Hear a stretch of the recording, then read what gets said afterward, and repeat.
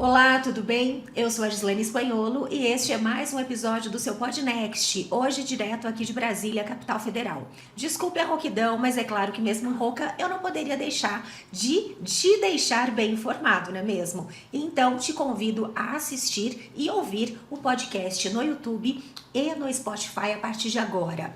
Meu convidado de hoje é do IBRES, Instituto Bombeiros de Responsabilidade. E aí você me fala assim, Gi, mas o que o IBRES tem a ver com política? Tudo quando o assunto é políticas públicas. Bem-vindo, Coronel Eugênio. Vou te acompanhar na voz grave, mas bom, essa né? já é da minha natureza mesmo. Nossa voz está combinando hoje. Está combinando hoje. Que maravilha. Obrigado pelo convite. Nós que agradecemos a sua presença aqui.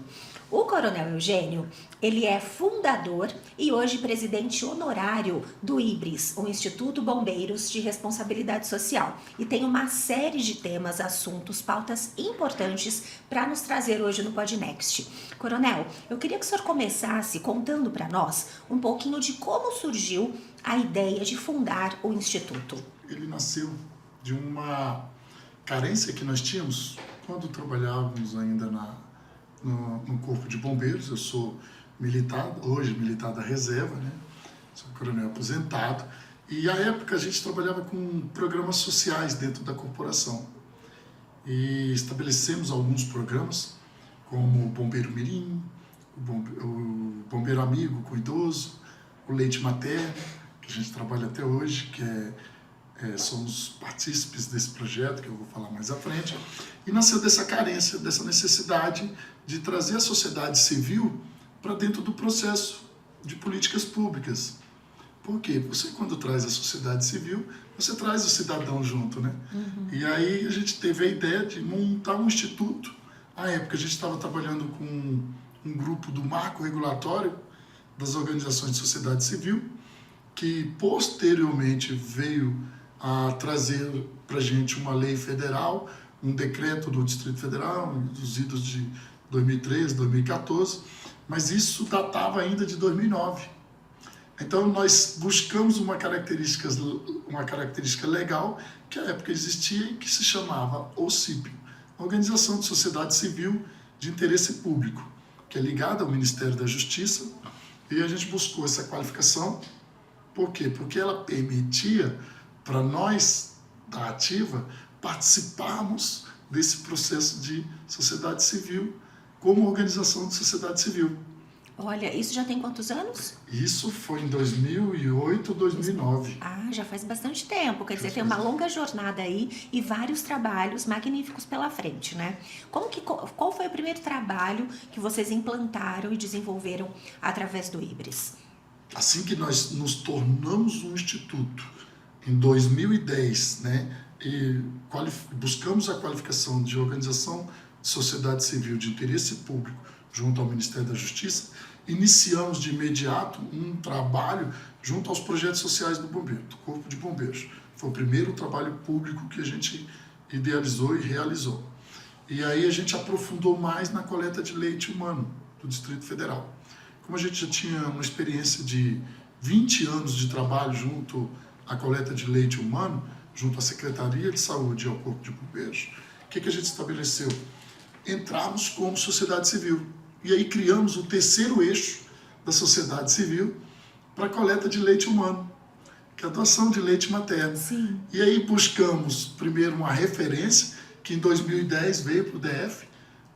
O DF, o Corpo de Bombeiros, passou a ser referência internacional em coleta de leite humano. Graças a esse trabalho que vocês iniciaram. Um dos trabalhos, foram vários na verdade, né? E um dos trabalhos foi esse. A gente buscou uma parceria com a Fiocruz, no Rio de Janeiro. A Fundação Oswaldo Cruz, ela tem uma rede de banco de leite humano ligada a ela, com o Dr. João Aprígio, aqui no DF com a doutora Miriam. E a gente buscou essa parceria. E o que nós criamos? Criamos um acordo de cooperação técnica, vindouro, mais para frente um pouco, com a própria Secretaria de Saúde. Olha. Onde a gente faz a terceira perna da coleta de leite materno. Então tem a Secretaria de Saúde, o Corpo de Bombeiros e o IBRES, que faz o papel de sociedade civil, né? Na captação de recursos, na publicidade, no marketing, no trabalho de arrecadação de doadoras, de buscar doadoras, principalmente nas cidades de regiões administrativas mais distantes. Então, levar essa informação foi o que foi o grande diferencial. Isso proporcionou que Brasília se tornasse, uma das coisas que proporcionou, se tornasse autossuficiente em leite humano para recém-nascidos até o 3º dia, aqui nos hospitais públicos e particulares. Então, era uma das poucas cidades do mundo que conseguiu ser autossuficiente em leite humano para essas crianças até o 3º dia. Olha, é a prova, né, de que essa união da sociedade civil, das instituições e do próprio governo dá certo, né, Coronel? Nós temos números referentes a esse atendimento? Temos números, são números que são espantosos. Quando a gente coloca isso na mesa, a gente mostra o tanto que isso é necessário e o quanto isso salva vidas. Nós chegamos a ter, nos nossos bancos de leites, cerca de 15 mil doadoras de leite humano, 15 mil crianças ligadas, né? E recebendo esse leite materno, além das crianças que, as filhas das doadoras. E isso proporcionou para a gente a ter uma arrecadação que beirava 20 mil litros de leite, entendeu? Por ano no Distrito Federal. Por isso que a nossa marca ficou muito expressiva, porque atendia todos os recém-nascidos da rede hospitalar, principalmente a pública. Isso fez com que Brasília se tornasse esse referencial. Outros estados copiaram e vêm copiando o modelo do DF, que utiliza principalmente o Corpo de Bombeiros também, os bombeiros da ativa, para adentrarem aos lares para fazer essa coleta. Aí quando você me pergunta, isso salva quantas vidas por ano, Eugênio? Pesquisas da Organização Mundial de Saúde determinam que 13% dessas crianças que têm acesso ao leite materno deixam de morrer. 13%? 13%. Isso faz com que a gente chegue a um número de 2.000 crianças que deixaram de ir a óbito. Por quê? Porque receberam esse leite materno. Então, o leite materno, ele vai muito mais do que uma questão simples humanitária de ajuda ao próximo, de combate à desnutrição, à falta de alimento. Ela vai na questão de salvar vidas. Ela salva vidas. E não só salva vidas, como ela também busca outras melhorias, que ao longo da vida, pesquisas já demonstram que as pessoas que têm acesso ao leite humano são mais inteligentes, são mais desenvolvidas, têm mais saudáveis, menos doenças. E aí é onde a gente fala para todo mundo. Nós estamos no mês de maio, 19 de maio, é o Dia Internacional da Doação de Leite Materno. E aí a gente tem um trabalho muito interessante aqui no DF, que a gente faz do nosso bolso, sem R$1 do poder público, e que a gente está conseguindo atingir números expressivos de aumento da coleta de leite humano, em detrimento de simplesmente propagandas, falando dessa importância. E talvez o Podnext aqui, talvez não, com toda a certeza do mundo, vai fazer com que essas pessoas se atentem para a necessidade de poder doar leite materno dele para as pessoas que têm mais necessidade, entendeu? Então, essa foi o nosso primeiro grande desafio e que estamos fazendo até hoje, junto à Secretaria de Saúde do DF, o Corpo de Bombeiros também trabalha lá junto com a Secretaria de Saúde, e que estamos renovando o nosso 5º ano do nosso 2º contrato já com eles. E a gente já vai fazer novamente esse ano por mais 60 meses. Vocês perguntam, quanto que vocês ganham do poder público para fazer isso? Mas essa pergunta não é nem importante, viu? Diante de todo o bem, o benefício, né, que esse trabalho desenvolve para todas as crianças, as mamães que, né, têm garantida ali a saúde do seu filho, fica assim uma coisa supérflua, mas fica a pergunta. R$0. Zero? R$0. Olha. O poder público até hoje não gastou nem R$1 com essa parceria que a gente desenvolve. Sociedade Civil, Secretaria de Saúde, Corpo de Bombeiros. R$0. Não saiu nem R$1 do dinheiro da saúde, nem R$1 do dinheiro do Corpo de Bombeiros, nem R$1 de qualquer órgão do Distrito Federal.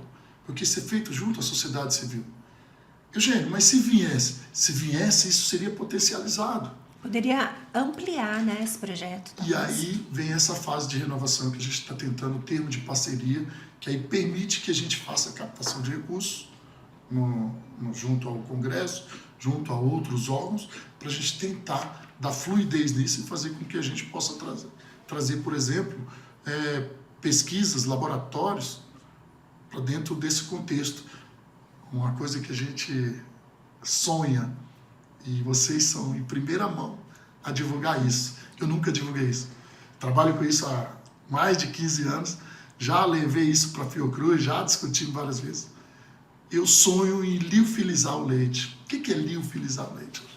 É fazer desidratar o leite, tirar a água do leite, sem a perda dos nutrientes, e poder ter esse leite por mais tempo guardado e muito próximo para aquelas pessoas que realmente necessitem. Exemplo, cheias do Rio Grande do Sul. Poxa, muitas mães deixaram de amamentar.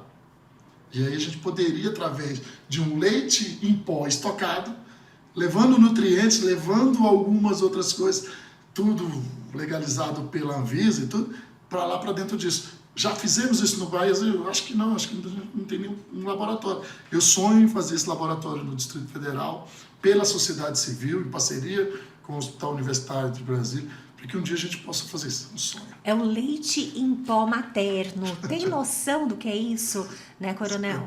Daria para levar isso para muitas outras comunidades, outras regiões do país, e esse produto teria uma validade, né, ampliada também para a utilização. E aí que entra a primeira coisa que você falou no podcast. Nós trabalhamos política aqui dentro. E isso é política. Isso é política social, isso é política institucional, isso é política humanitária, isso é política partidária, sim, porque os partidos têm que entender a importância de se trabalhar a sociedade civil, de se proteger os entes da sociedade civil. É muito fácil as pessoas virarem e falar assim, então você não pode contratar um servidor público aposentado. Como que eu não posso contratar? A lei me permite contratar. Ah, não, você tem que contratar? Não, eu preciso desses servidores que trabalharam 30 anos em gestão pública e que me custa muito barato, pelo valor que eu tenho ali a pagar. E aí a experiência como gestor que esse cara traz é espetacular, é espantosa. Por isso me tornei OCIP, por isso não me tornei OSC. E aí eu venho travando uma batalha gigantesca com o poder público, principalmente nas áreas de Ministério Público, Tribunal de Contas e dentro das instituições públicas, dizendo o seguinte, eu sou OCIP. Me trate como OCIP. Porque, como OCIP, eu tenho um interesse público. Assim como o interesse público tem interesse na gente também. Então, parece ser uma coisa redundante, mas é uma coisa importante se colocar para a comunidade. A gente não está remunerando um aposentado porque ele está sem nada para fazer. Porque ele está sem nada para fazer, porque ele sabe fazer muito. Tem muita bagagem. Tem muita bagagem. Então eu finalizo aqui essa primeira parte do leite materno e aí vamos para os outros projetos. Sim, tem muitos outros projetos muitíssimo interessantes. Inclusive um que a gente vai falar daqui a pouco, vou deixar mais para o final, que é muito bacana para quem adora jogos, né? Eles falam os gamers, enfim, que atinge principalmente crianças e adolescentes, mas fica aí que a gente vai saber disso daqui a pouco. Antes, porém, Coronel, eu quero perguntar para o senhor o seguinte, além dessa questão, né, do leite materno, das crianças, das mãezinhas, eu fiz uma breve pesquisa do IBRES, do Instituto, e vi que vocês trabalham muito com crianças, com jovens e até com idosos, né? Como que foi ampliar aí esse trabalho? Saiu do leite materno, foi pro lado do esporte também, como que foi essa trajetória aí? Aí veio a trajetória de vida também, né? Imagina, eu sou nascido e criado em Brasília. Eu fui um dos primeiros que nasci na cidade de Braslândia. Lá não tinha nem lugar para registrar ainda. Tem que levar para Taguatinga, para o Hospital São Vicente de Paula, para ver se... Porque pneumonia, aquelas coisas todas. Aí, para ver se registra. Então, eu nasci nessa cidade.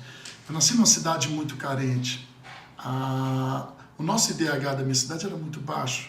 Braslândia é uma cidade tipicamente rural hoje em dia, mas a época era uma cidade muito pobre. E eu cresci naquele meio.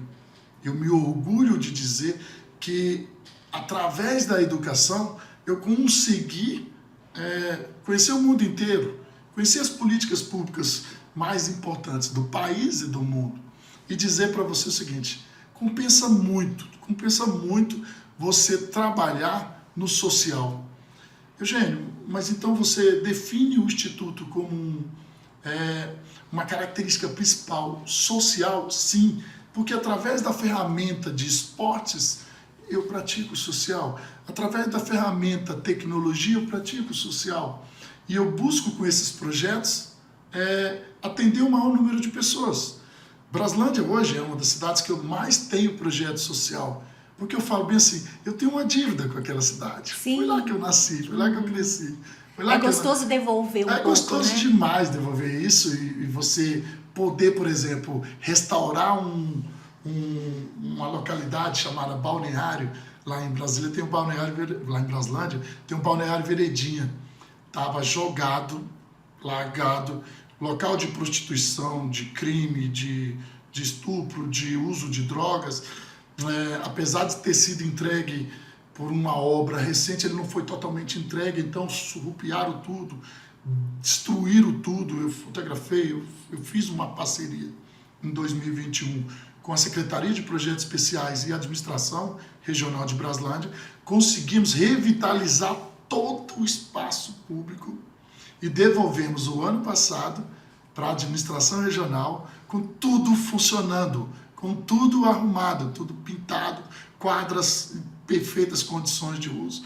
Ou seja, uma área que foi esquecida pelo poder público no passado e que, através da nossa política social, nós conseguimos levar quase R$1 milhão da sociedade civil para dentro daquilo. Que maravilha. Para dentro daquilo. E revitalizando. E hoje está funcionando. Funciona a sede da administração regional de Braslândia hoje, porque está passando por reforma e eles pediram o local. E aí funciona. Isso é motivo de orgulho? Muito. Por quê? Porque a gente, por exemplo, distribui lá em Braslândia, nós temos um projeto, todo mundo fala bem assim, Eugênio, o que se doa com a mão, a outra não pode saber, e não sei o quê. Aí eu fico, poxa, eu passei tantos anos fazendo isso, e aí eu sofro as consequências disso, porque eu acho que a sociedade civil tem interesse em saber, a sociedade no geral aí, porque eles querem participar também, amiga. E mais do que isso, Coronel Eugênio, a sociedade precisa saber para servir como exemplo, né, para outras regiões. A gente tem um país que sofre tanto com a falta de políticas públicas, principalmente na área social, de saúde. Então é necessário, né, esse exemplo. E aí, apesar da minha premissa religiosa de dizer tudo isso, não fala, eu cheguei à conclusão que realmente a gente tinha que começar a falar. A gente tem um projeto chamado, é muito interessante, é o Ibris contra a Fome e Frio, que a gente atende cerca de 1.400 famílias na região de Braslândia e em torno dela, ali na região da Rede, que vai até ali na região do Goiás, Padre Bernardo, Padre Lúcio, até próximo a Padre Bernardo. A gente tem famílias que a gente faz esse atendimento. De que forma? A gente consegue cestas básicas, cestas verdes.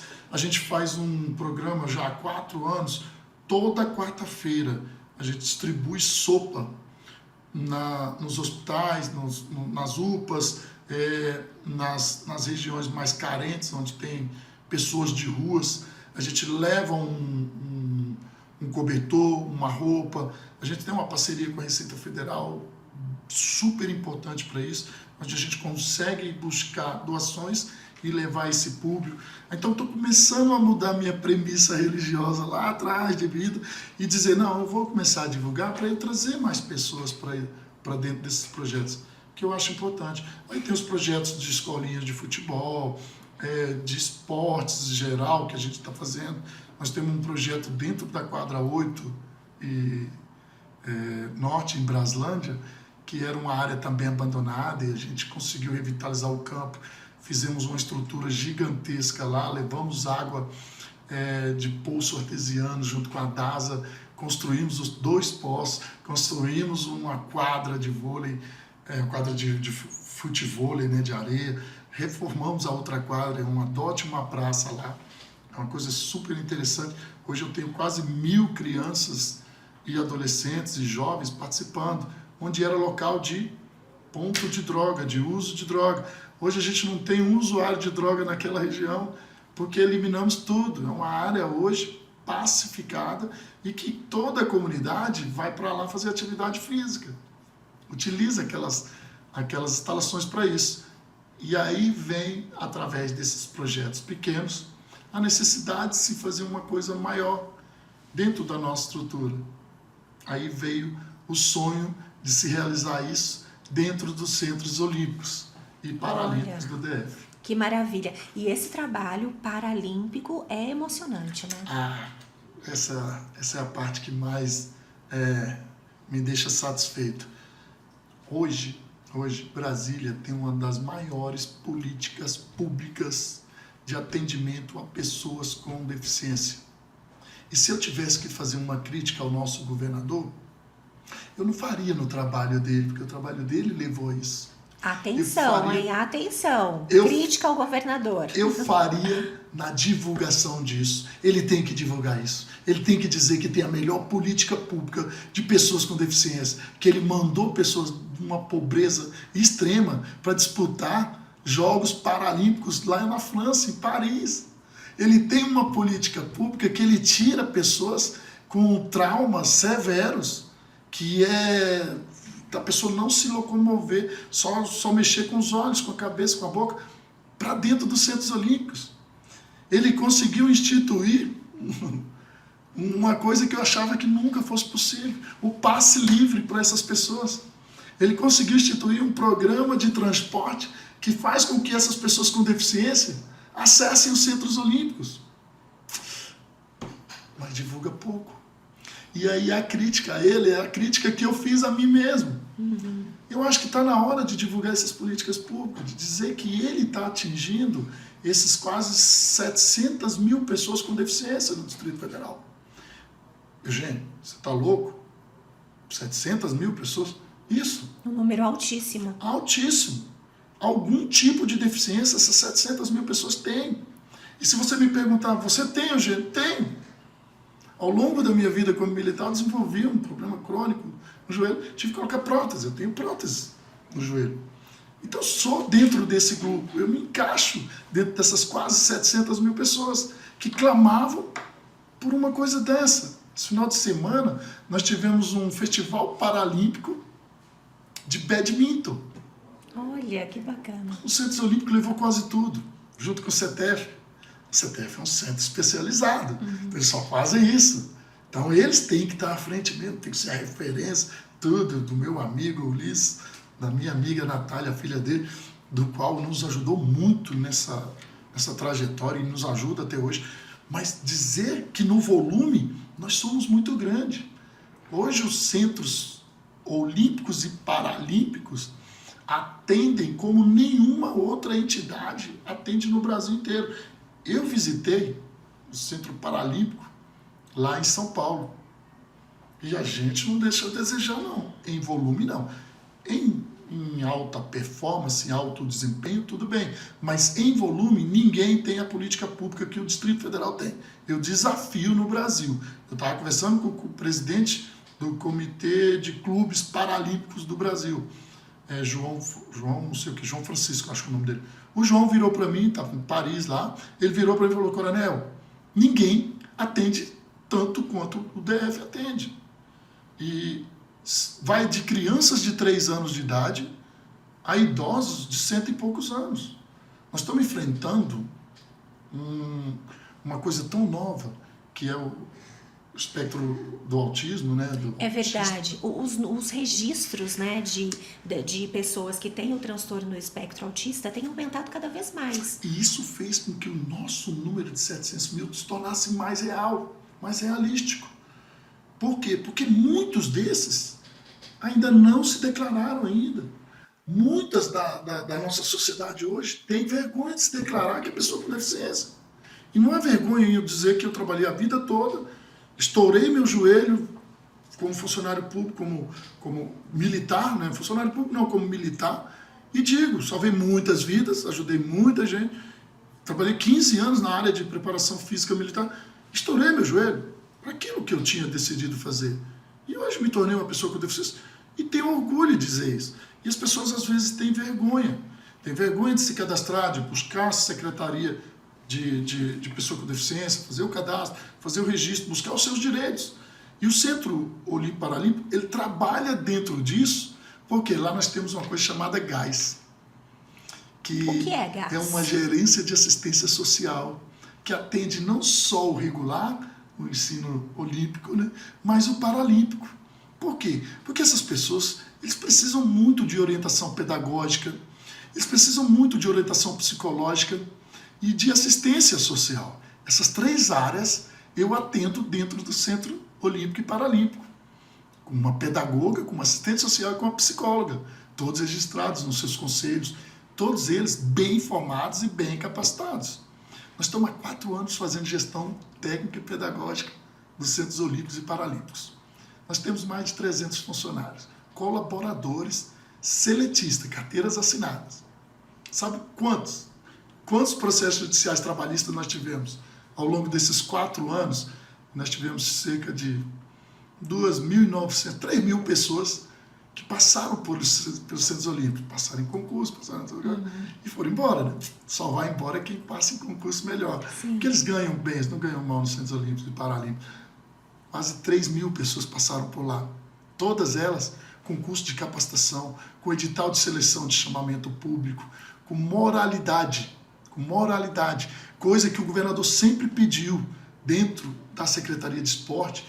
O secretário, na época, a secretária de Esporte, a deputada Celina Leão, fez essa cobrança. Depois, agora, com o atual, né, o secretário Renato Junqueira, fez também esse pedido, mantenha essa postura de contratar pessoas que tenham o perfil de ajudar o próximo.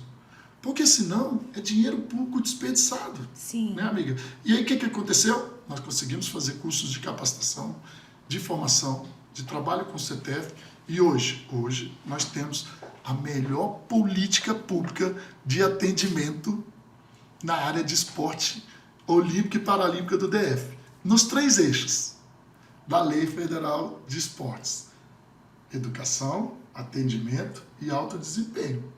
Não tem quem faça melhor no Distrito Federal, desafio.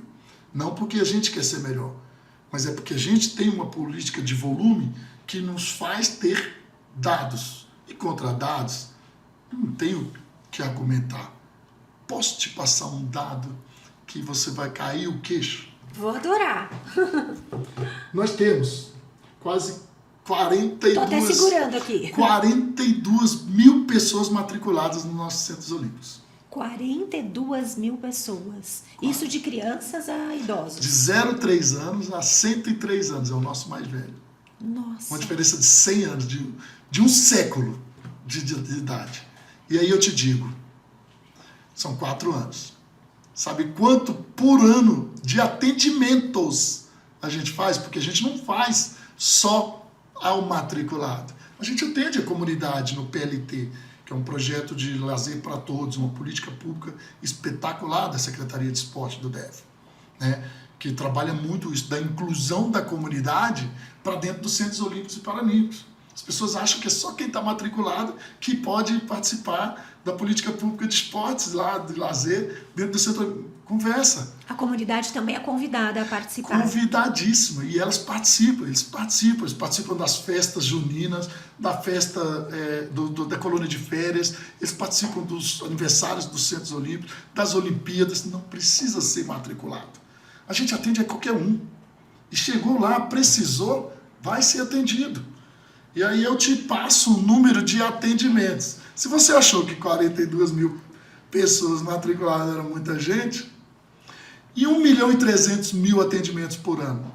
1.300.000 por ano? Por ano. Por ano. Já faz 4 anos, multiplica, né? Só multiplicar. Muita Baixou, coisa. Eugênio? Não, só vem aumentando. E aí é onde eu te falo o sucesso da política pública quando se faz uma coisa com decência, com moralidade, com gestores que se preocupam em entregar o objeto. O nosso objeto com a Secretaria de Esportes é gestão técnica e pedagógica. A gente entrega isso com altíssima qualidade. E aí eu te pergunto, Coronel, o governo, né, sozinho, teria condições de fazer tudo isso sem a ajuda de uma OCIP, por exemplo? Zero possibilidade. Zero possibilidade. Tentaram. Zero possibilidade.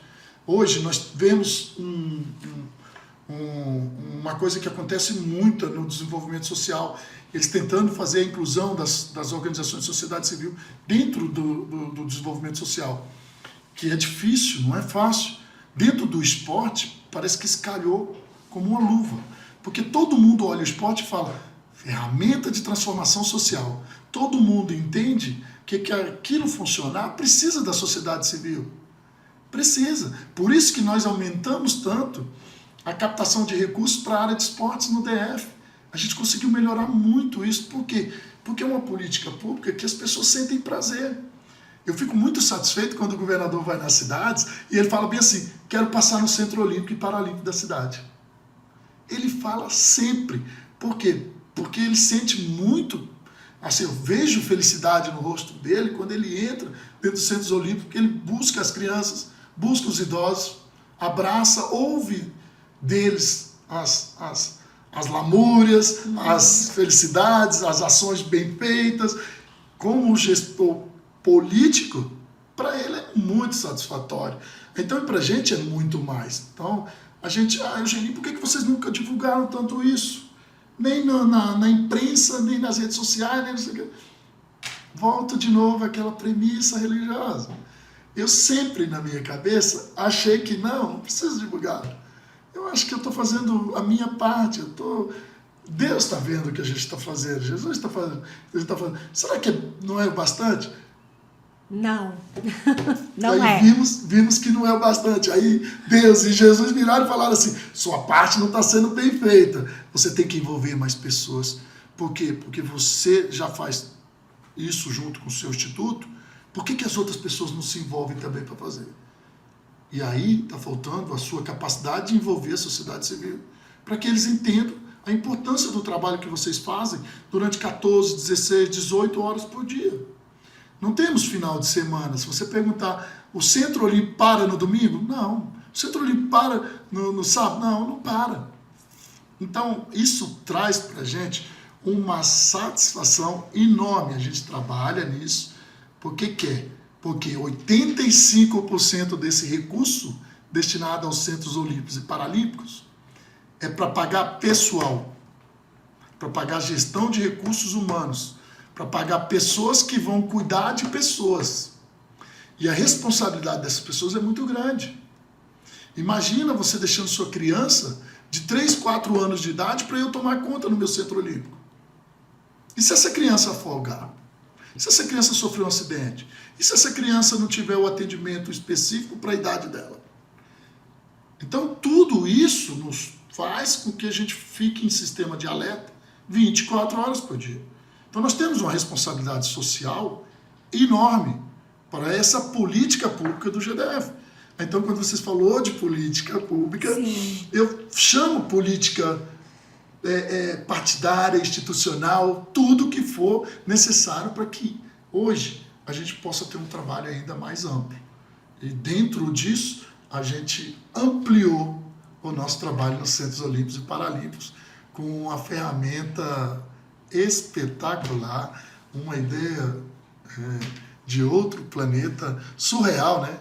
Que aí entramos no Gamifica. No Gamifica. Então, atenção para você. Eu falei no comecinho que nós falaríamos de um projeto muito bacana que está sendo desenvolvido através do IBRES, em parceria aí com a Secretaria de Ciência e Tecnologia aqui do DF, que serve mais uma vez, né? Eu repito aqui, todo esse trabalho que o IBRES vem desenvolvendo como OCIP serve como exemplo para todas as regiões do país. Todas as regiões. E é um exemplo de sucesso, né? A gente gosta muito de trazer cases de sucesso aqui pro Podnext, porque a gente sabe hoje que a internet não tem fronteira, né? Então, qualquer lugar do mundo pode assistir, falar, é muito bacana isso, vou implantar aqui na minha cidade.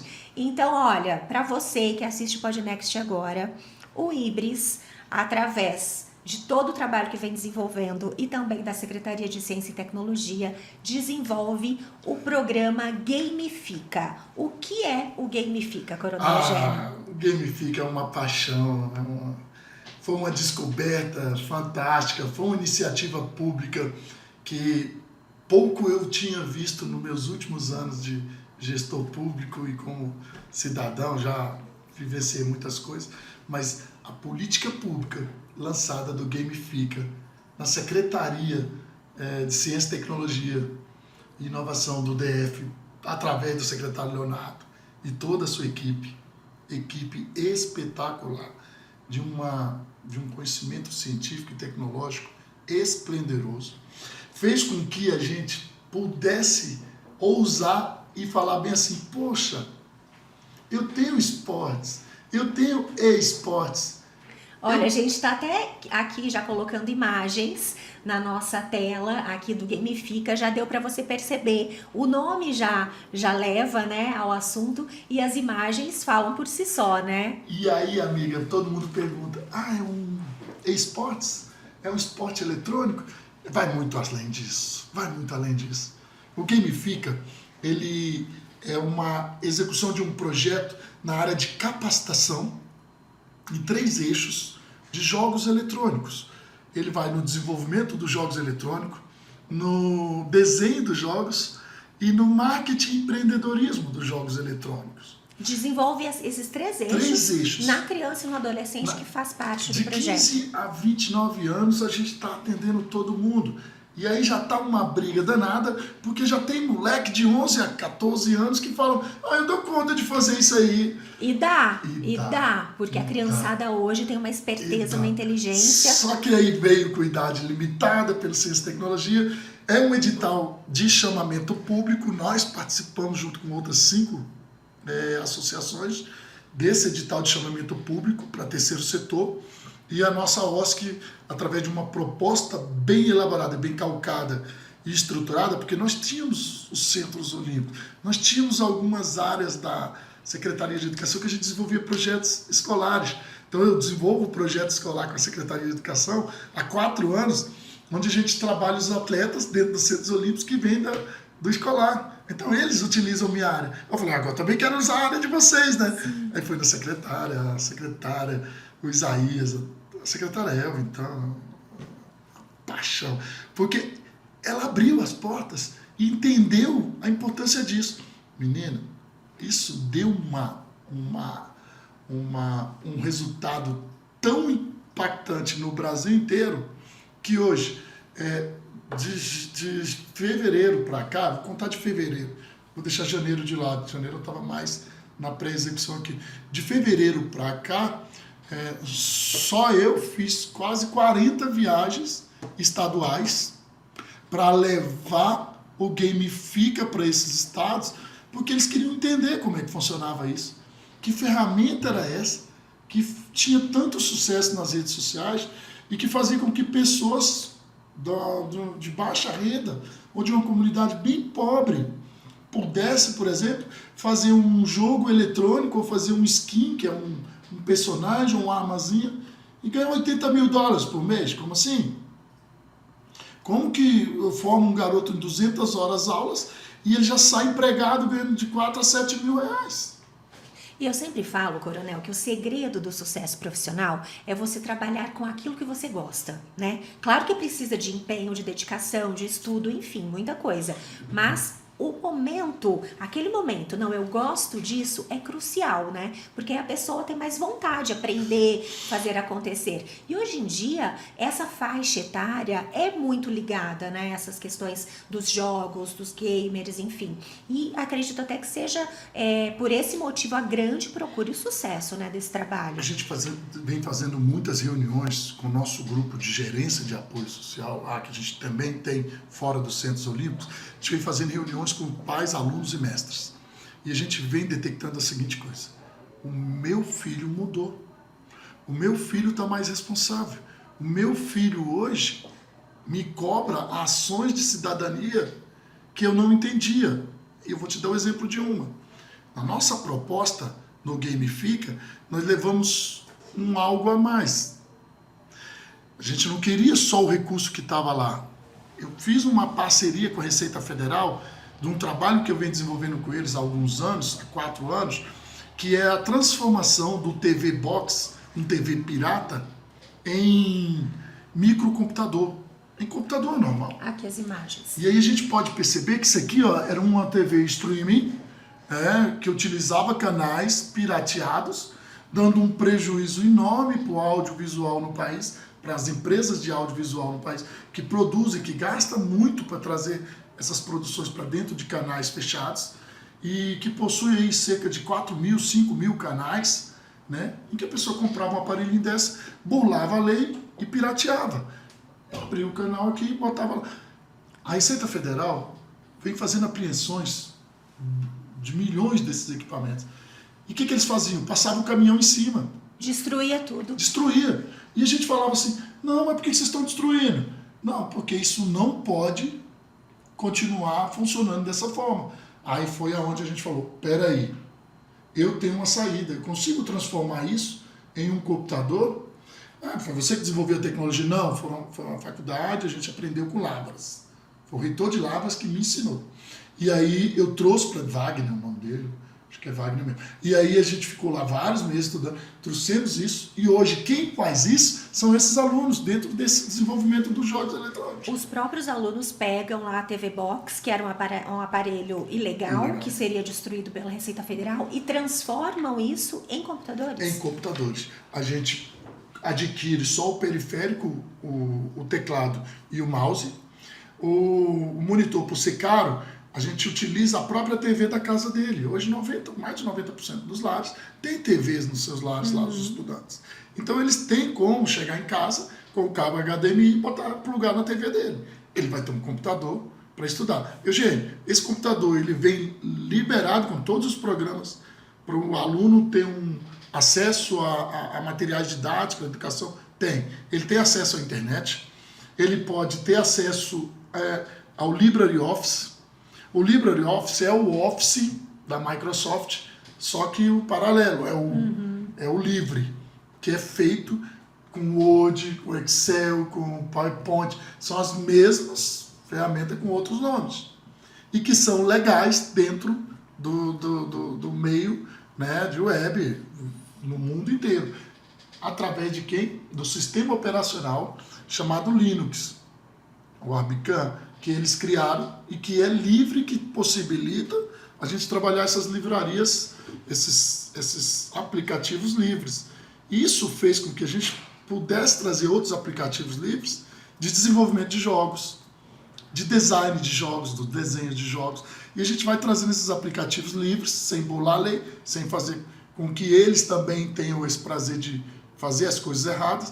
E aí entrou a questão da Receita Federal virar para a gente e falar bem assim, você tem uma missão, eu te dou todos os equipamentos e em troca você vai me dar educação fiscal e cidadania fiscal.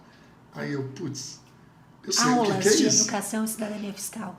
Eu sei o que é isso, mas eu tenho que aprender. Você me ensinar, aí passando por todo um processo de aprendizado lá dentro com eles, ele trouxe todas as pessoas da Receita Federal envolvidas com isso, coordenada pela Ana Paula, que é de São Paulo, e ela veio para Brasília e falou, já temos um trabalho com o MEC, Ministério da Educação, que o MEC introduz a educação e cidadania fiscal dentro dos currículos escolares. Aí eu falei assim, se eu colocar isso dentro dos cursos, botar lá também, que o garoto está tendo.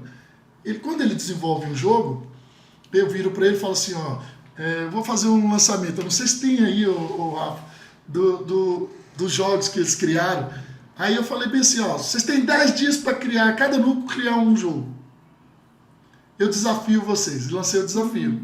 Eu vou dar um computador e um iPhone para cada um que conseguir fazer um jogo, cada núcleo. Menina, com 6 dias eles me entregaram os jogos. 5 jogos, 5 núcleos, 5 jogos. Aí eles me entregaram um jogo lá que fala da ilha. O que é a ilha? A ilha. Você chegou na ilha e vai fazer uma sociedade dentro da ilha. E ali você fazer a sociedade, você precisa de quê? Criar comércio, criar isso, criar aquilo. Criar uma rede de tributo para que os serviços público pudesse ser feito. Então, ensina educação fiscal. De forma lúdica, né? Lúdica, gostosa, né? Com a linguagem dessa... Com a linguagem deles, vai ganhando juventude. ponto, vai subindo de etapas. Acaba que no final do jogo, eles têm uma sociedade montada, pautada em princípios de educação e cidadania fiscal. E aí o garoto aprende isso e fala bem assim, pai, por que o senhor está comprando então um TV Box na Feira do Paraguai que é ilegal? Isso não pode. Por quê? Porque ao recolher imposto, o senhor está mandando os impostos para os hospitais, para as escolas, para o trabalho social, para o esporte, para fazer asfalto, fazer iluminação. Aí eles começam a entender o real motivo da tributação. Né? Por que o governo cobra impostos? Por que o governo cobra tributos? Quais são as diferenças? Né? Essa educação ela vem de forma lúdica, mas de forma muito orientada e responsável, sem aquela chatice. Eu tenho que entender sobre imposto de renda, eu tenho que entender sobre... Não, eles criaram a forma que, para a visão deles, é a melhor forma de entender. Eles criaram. E aí eu te pergunto, sabe qual que era a idade dos garotos? Qual a idade? 15 anos, 15 16 anos. O Nossa. mais velho de todos, 17 anos. Nossa. Os 5 trabalhos foram dentro dessas faixas etárias. Então, ou seja, são faixas etárias que a gente achou assim, poxa, nós estamos pegando 15 anos, já estamos pegando muito novo. Não, 15 anos já estão... Aí entrou o pessoal de 11 a 14, você lembra que eu te falei? Sim. Sabe onde eles querem entrar? Naquela formação básica. E a gente está levando para os estados, porque nos estados, diferente do Brasília, só para dar um entendimento, Brasília só tem o GDF toma conta da creche, a universidade. Nos estados é diferente. Os estados, os municípios tomam conta do ensino fundamental 1 até o 9º ano. Do primeiro ano em diante, ensino fundamental 2, que eles falam, é o ensino médio, né? Quem toma conta É o Estado. o Estado. Eu acho que é isso. Em algum, né? Eu acho que é mais ou menos isso. Se eu estiver errado, eu vou estar errado só do 6º ao 9º ano. Mas é mais ou menos por aí. E aí eu falei assim, poxa, mas a faixa etária do 15 só pega do 2º grau para cima.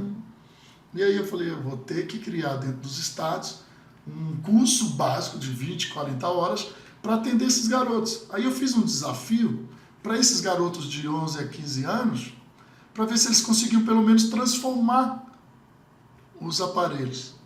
Aí fizemos um piloto no Rio de Janeiro, Rondônia e Cuiabá. Então quer dizer que o Gamifica já tem ramificações fora do DF. Já. Que maravilha. Aí eu te falo, entrou com essas viagens, proporcionaram conhecimentos para o poder público e eles falaram, eu não consigo entregar um computador para uma criança carente em política pública nenhuma. Lembrando que esses aparelhos de TV Box que são transformados em computadores, eles são doados para todos os alunos do Gamifica. Doados. Eles chegam para a instituição, a gente faz a transformação, seja dentro do curso ou em laboratórios nossos, e aí a gente doa eles para a comunidade. Gente, 100% dos que chegam, não. Porque dentro da própria criminalidade do TV Box, eles mandam TV Box sem equipamento direito, sem algumas coisas. Então, a gente no final consegue atingir aí 30%. Do que foi doado. Isso. Ou seja, e o restante a gente está destinando para outras atividades. Aí nós estamos já com um projeto de CFTV, que é o circuito fechado de televisão, que a gente consegue colocar câmeras. Aí já aumentamos a taxa aí para quase 50% de aproveitamento.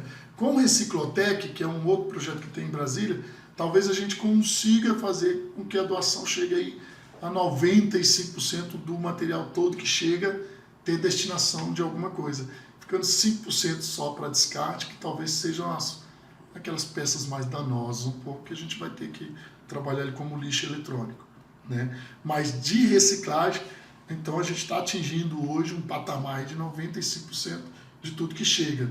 Aí, Eugênio, mas a Receita Federal tem tudo isso para atender o Brasil inteiro. Eu falo para ti, para Para atender o Brasil inteiro durante 2 a 3 anos, tem. Eles têm. Os depósitos deles estão abarrotados. Nós vamos receber aqui o superintendente da Receita do Rio de Janeiro e Espírito Santo. Ele vem conhecer o Gamifica dia 14, aqui no DF. Tamanha a importância que tem. O prefeito de Maricá, Quaquá, já está sentado com a nossa equipe, já conversou com a gente, já está bem adiantado levar também esse projeto para lá para dentro. Temos um trabalho já com a FINAP, já de iniciação de conversa para dentro da FINAP, é uma fundação aí que é do governo federal, né, se não me engano, na área de inovação, de pesquisa, essas coisas, e que a gente está tentando levar também. Esse contato está lá no Rio de Janeiro, mas a gente vai tentar fazer contato com a seccional deles aqui do DF. Ou seja, você vê a amplitude do que nós criamos no DF, hoje poderá chegar em todos os municípios do país. Aí veio o legado mais importante de todos.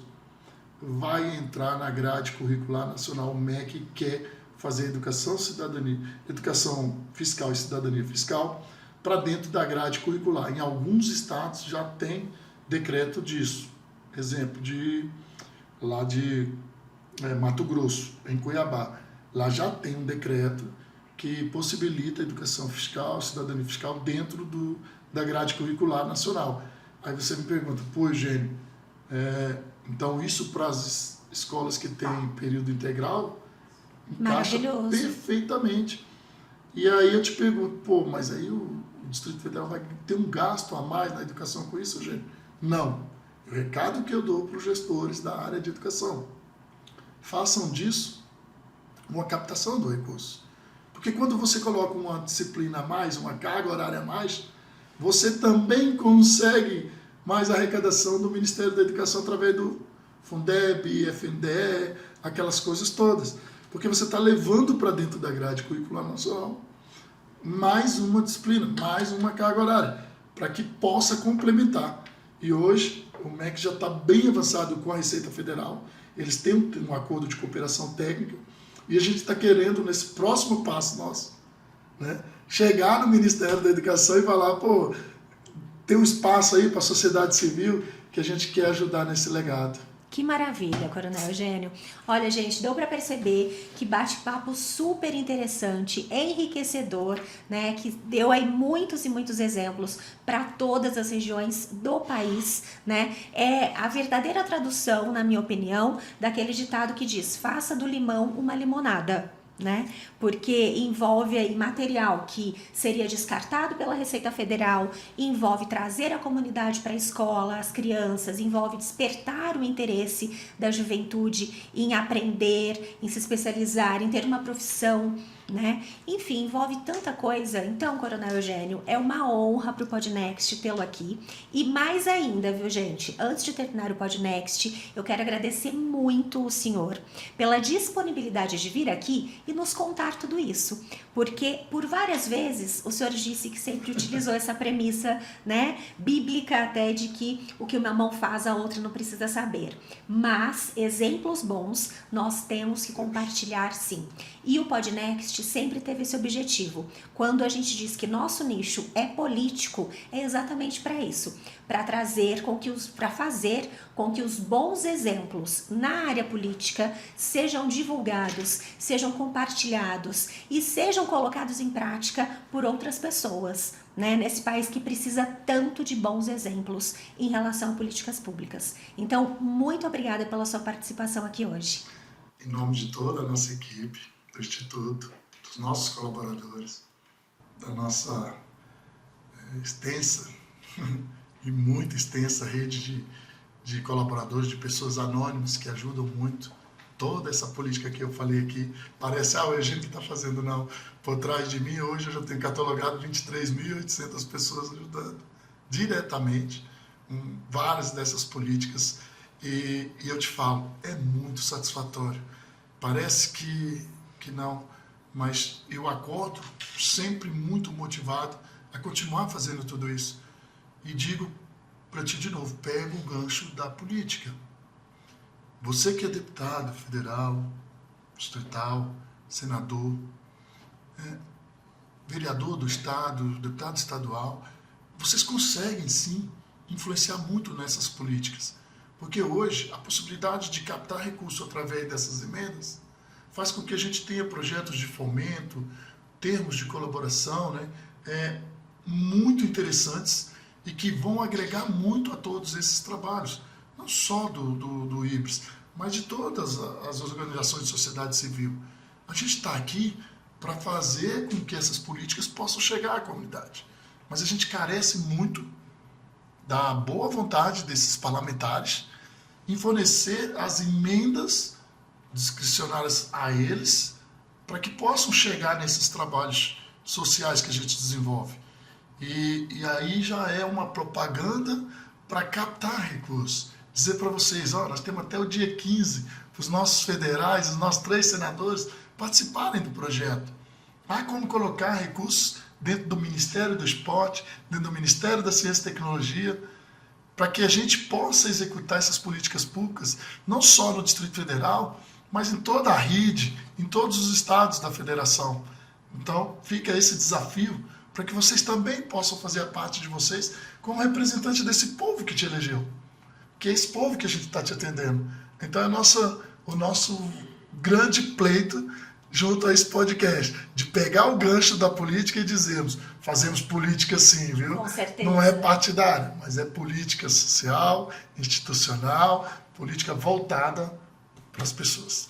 É isso. Coronel, muito obrigada. E como nós estamos sempre aqui em Brasília, todo mês estamos aqui gravando episódios direto aqui da capital, eu quero deixar nossos microfones sempre abertos para todas as novidades que o IBRES tiver em relação a todos esses projetos fundamentais e maravilhosos. Eu queria voltar. Até sua voz voltou, tá vendo? Tá vendo? Melhorou Olha sua só. voz. Quero voltar sim, faço questão, Com viu? certeza. Muito obrigado a você. Muito obrigada, E Coronel que Deus Rogério. lhe pague por essa possibilidade aí de Amém. fazermos todo esse diálogo aí com a comunidade. Com certeza. Muito obrigada. E assim nós terminamos mais um episódio do seu Podnext, mais uma vez aqui direto de Brasília, capital federal, trazendo bons exemplos na política para você. É claro, sempre nos acompanhe aqui no YouTube e também em nosso canal no Spotify. Eu sou a Gislene Espanholo, esse é o seu Podnext. Tchau, tchau, gente, e até a próxima.